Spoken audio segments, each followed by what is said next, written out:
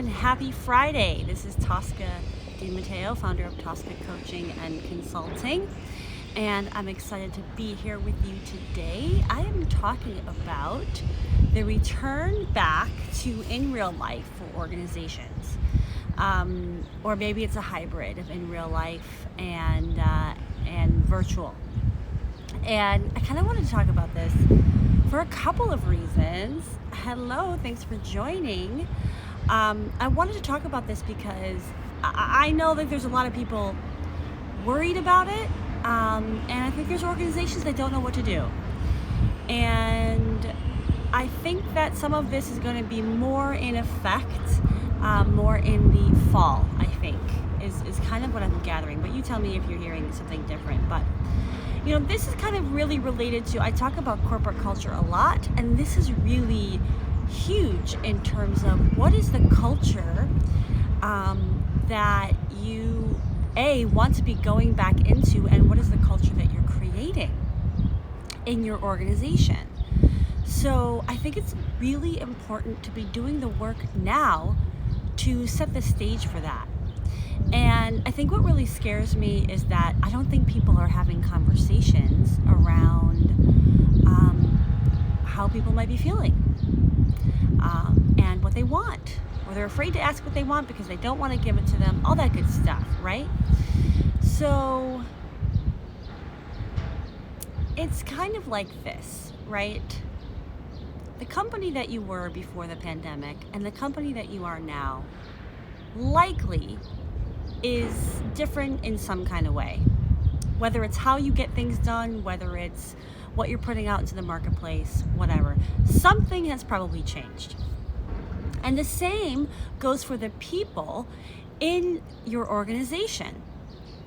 That they are probably different. They have changed, right?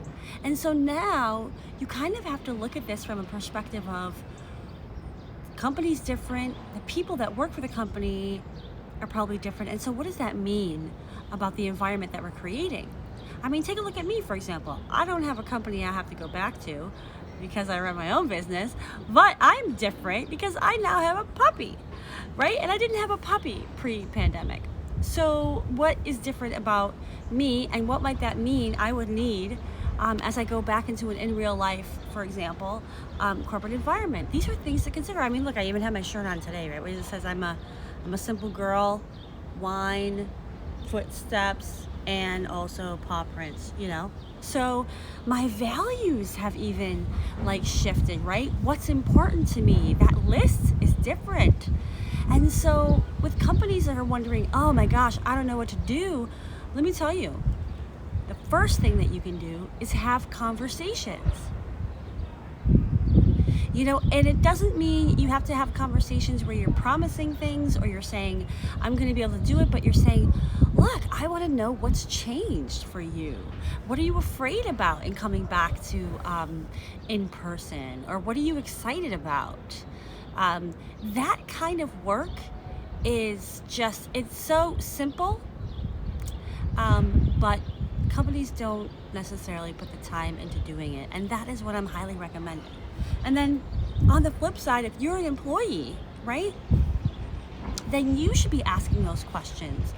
What are you know, like what's going to be happening, and also airing out what you need and what your hopes are for going forward.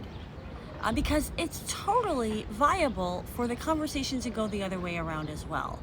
You know, corporate culture change has to come from both the top down and the bottom up. So everybody can take responsibility and have a role in the change that they want to see. So it's a time to feel empowered, and it's a time to do your own assessment of what, you know, who you want to be as you show back up in real life, but also who you want to be around, right? So I think that this also kind of parlays into personal life, right? Like, what is the schedule that you want to create for yourself as in real life becomes more accessible? And what kind of space do you want to make sure you continue to have for your own processing, for your own self-care, without getting, sucked into a world in which you know, you don't operate your best, you know? I think that because we're all so starved, right? We can easily just want to have a feast, right? It's kind of like if you're starving, you kind of just want to eat a lot, right? But your stomach has probably shrunk a little bit, and probably it's not healthy for you to just consume everything under the sun. It's the same thing, I think, for going back to in-person conversations, in-person meetings, right? You may be starving for community and for seeing other people, but it doesn't necessarily mean you want to pack every minute of every day surrounding yourself by others. That may not be a healthy choice for you. It may be too much. You may feel overwhelming. You may, you don't know what you're going to find out, right?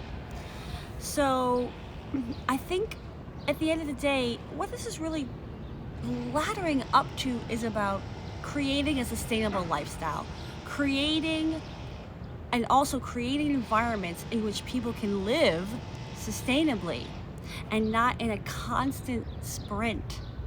But how are you setting things up for the marathon of life, for the marathon of the job?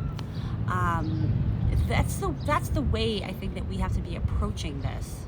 So I hope this was a helpful tidbit on this Friday, as you think about summer, as you think about creating a healthy workplace environment for yourself, for the teams you maybe manage.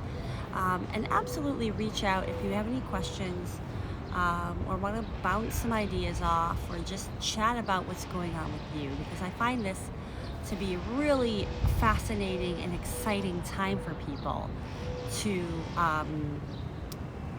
really evaluate and be conscious about the decisions that we're making, and conscious about retaining those qualities that we gained over the past year plus around empathy, around